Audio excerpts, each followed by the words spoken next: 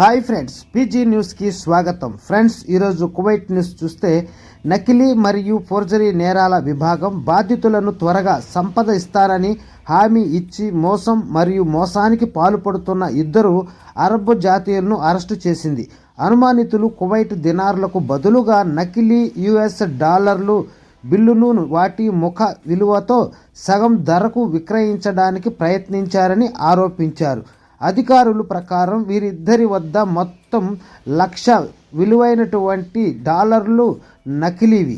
అలాగే 100 నోట్లను గుర్తించారు. నకిలీ బిల్లులు ఫోటో తీసి గట్టిగా మూసివేసిన ప్లాస్టిక్ కట్టల్లో ప్యాక్ చేసి అనుమానం లేని బాధితులకు పంపిణీ చేయడానికి సిద్ధంగా ఉన్నారు. స్వాధీనం చేసుకున్న నకిలీ కరెన్సీతో పాటు ఇద్దరు నిందితులు తదుపరి చట్టపరమైన చర్యల కోసం సంబంధిత అధికారులకు అప్పగించారు.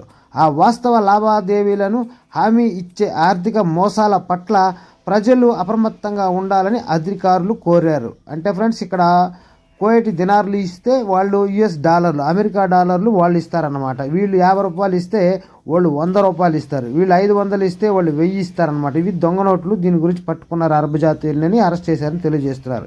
Okay friends, by, take care. మరొక వీడియోలో మరిన్ని విషయాలతో మళ్ళీ కలుస్తాం. Don't forget to subscribe, like, share. Thanks for watching.